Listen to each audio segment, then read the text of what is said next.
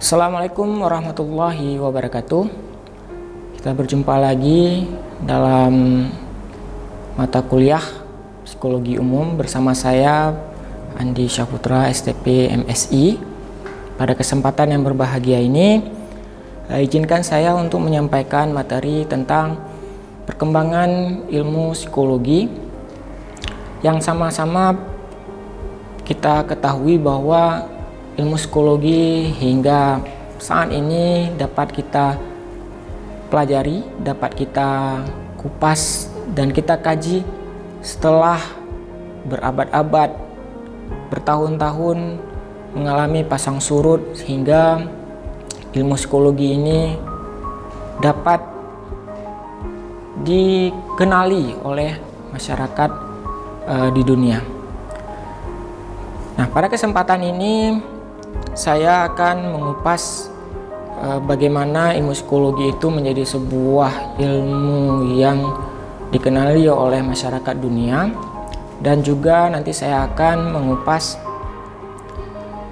sedikit salah satu mazhab atau aliran dari ilmu psikologi yang juga begitu dikenali dan dipahami oleh masyarakat dunia. Nah, perlu kita ketahui bersama bahwa di masa Yunani kuno, ilmu psikologi ini belum diketahui banyak, namun masyarakat di saat itu menganggap seseorang yang mempelajari tentang jiwa, dan itu sudah dikatakan atau sudah dikategorikan oleh masyarakat pada saat itu adalah ilmu psikologi, namun tidak dikenal sebagai ilmu psikologi, hanya dikenal sebagai ilmu jiwa. Nah, salah satu filosof Yunani kuno pada saat itu yang mendalami dan tertarik sekali untuk mempelajari tentang ilmu jiwa adalah Aristoteles. Yang dia pelajari adalah tentang gejala-gejala kehidupan yang dimiliki oleh setiap makhluk hidup yang memiliki jiwa, atau bisa dikenal dengan istilah anima. Ketika memasuki abad ketiga 354 sampai 430 sebelum Masehi, salah seorang tokoh psikologi modern yaitu Augustine, yang berkebangsaan Prancis, beliau memfokuskan pada introspeksi dan rasa keingintahuan pada fenomena psikologi. Nah, jadi di era ini, di abad ketiga, di tahun sebelum Masehi 354 sampai 430 sebelum Masehi, itu ada salah seorang tokoh dari kebangsaan Prancis yang mendalami tentang bagaimana seorang mengenali diri sendiri atau introspeksi diri, dan mempelajari tentang apa-apa yang berkaitan atau apa-apa yang berkaitan dengan psikologi tersebut. Nah, kemudian masuk di tahun 1596 sampai 1650 Masehi atau di abad ke-15 sampai ke-16, salah seorang tokoh psikologi berkebangsaan Prancis juga yang namanya Descartes, dia memperkenalkan tentang teori bagaimana mengenali hewan dan menganggap hewan itu sebagai sebuah mesin yang bisa kita pelajari. Dan di situ juga dikenal dengan sebuah teori yang namanya konsep kerja refleks. Kalau kita bisa mendalaminya, konsep kerja refleks ini juga ada pada manusia. Yang dikatakan dengan refleks sesuatu yang spontan dan tidak disadari, namun itu tetap bekerja untuk mendukung kehidupan. Salah satunya misalkan kerja jantung, kerja paru-paru, yang dimana kita bernapas, kita bisa melakukan aktivitas itu tanpa kita sadari bahwa adalah peran andil dari organ-organ tubuh. Itu ada salah satu konsep kerja refleks. Nah, itu bagaimana juga kita analogikan pada hewan. Nah, hewan juga memiliki beberapa konsep kerja refleks yang mungkin nanti dicontohkan pada simpanse, pada kucing dan sebagainya.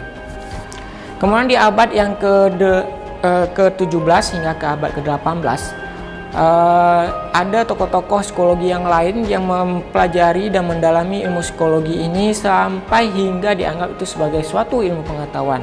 Misalnya Hobbes, John Locke dari kebangsaan Inggris, Kant dan Hume. Nah, cikal bakal lahirnya ilmu psikologi itu dimulai dari adanya sebuah lab psikologi di sebuah universitas di negeri Jerman, yaitu University of Leipzig. Itu ada salah satu kota kecil yang ada di Jerman, dan tokoh yang memprakarsai lahirnya lab ini adalah Wilhelm Wundt. Nah, kita sama-sama ketahui bahwa Wilhelm Wundt ini adalah salah satu tokoh psikologi aliran strukturalisme, ya. Jadi salah satu pendiri dari aliran psikologi strukturalisme. Nah, itu itu berkisar pada tahun 1879. Nah, jadi di saat inilah mulai masyarakat dunia mengenal adanya suatu ilmu pengetahuan yang bernama psikologi. Nah, perkembangan ilmu psikologi terus berkembang pesat, memasuki akhir abad ke-19 sampai dengan memasuki abad ke-20. Kemudian ada salah seorang tokoh psikologi berkebangsaan Austria yang dikenal dengan Sigmund Freud, yang dia juga memperkenalkan salah satu aliran psikologi yang cukup dikenal, yaitu psikologi analitik atau psikologi analisa. Yang di sini salah satu treatment yang dilakukan oleh Sigmund Freud dalam mengobati pasiennya adalah dikenal dengan hipnoterapi, yaitu membuat kliennya menjadi santai tapi dalam keadaan tidak sadar untuk menceritakan persoalan-persoalan yang ada di masa lalunya. Nah, pemahaman Freud tentang pikiran didasarkan pada metode menafsirkan, mengintrospeksi, dan pengamatan secara klinis. Jadi ada observasi secara klinis dari apa yang diceritakan. Ya, lalu Sigmund Freud juga memfokuskan pada penyelesaian konflik alam bawah sadar. Nah, kita tahu bahwa hipnoterapi yang dijalankan dalam sebuah treatment untuk memulihkan persoalan-persoalan kliennya itu mencoba memperbaiki sesuatu yang terjadi di masa lampau atau sesuatu yang pernah dia repress atau pernah dia tidak terselesaikan pada masa lalu itu di alam bawah sadarnya. Nah, itu di bahagian, kalau kita lihat Sigmund Freud itu membagi jiwa seseorang itu menjadi 3 bagian. Ada id, ada ego, dan superego. Nah, Sigmund Freud dia memfokuskan pada id, karena id itu berada pada alam bawah sadar, sedangkan ego dan superego itu berada di alam sadar. Nah, id inilah yang diperbaiki. Seseorang yang mengalami persoalan masa lalu, dia mencoba memperbaiki pada id seseorang tersebut. Jadi di samping dia perbaiki, dia juga melihat pada ketegangan mental dan gangguan psikis lainnya. Itu saja yang bisa saya sampaikan untuk sesi ini. Nanti kita akan lanjutkan pada sesi selanjutnya. Sampai bertemu di sesi selanjutnya.